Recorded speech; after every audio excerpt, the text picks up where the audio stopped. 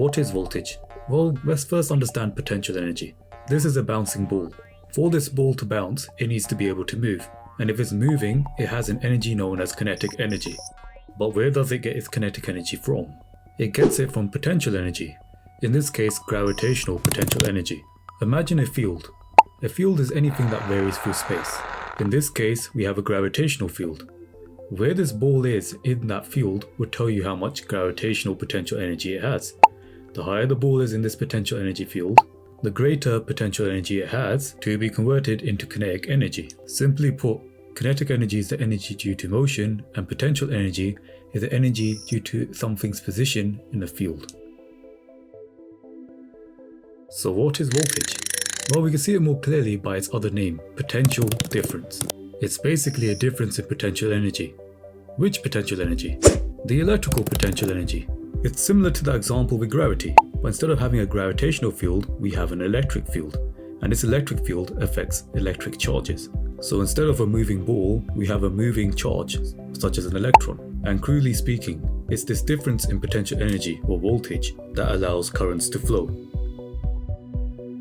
If you didn't quite get that, we're going to do an experiment to help you visualize it better. This blue device is what we're going to use to measure voltage.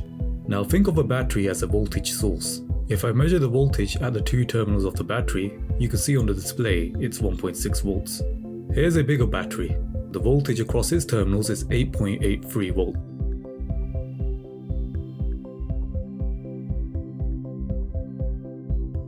Now for the rest of the experiment. This is my water pump, and this is the water that I will be pumping. I'm going to color it green so it looks better. If I hook this water pump up to the 1.6 volt battery, the voltage is so small and it doesn't provide much current either that this pump will not run. The roughly 9 volt battery is a different story. You can see hooking up the 9 volt battery, the water pump starts to run. This is because the potential difference is greater. The greater the potential difference, the more energy that can be transferred into the circuit. The higher voltage would also make the flow of charge or current to be greater. Here's my jump starter pack. It can produce a higher voltage and a much larger current. You can see the voltage is around 11 volts. When I connect this power supply to the water pump, you can see that the water pump is producing a lot more power.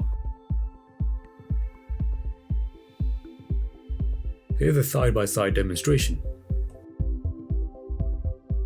The purpose of the experiment was to show you that higher voltages allow higher currents to flow and therefore generate a lot more power, which we saw when the water pump ejected more water at a higher voltage. The unit for voltage is the volt, and that's 1 joule per coulomb. Crudely speaking, the more bigger this number is, the more current that can flow, and therefore the more power the circuit has. By mathematical definition, power is current times voltage, and it's the amount of energy transferred in some fixed unit of time.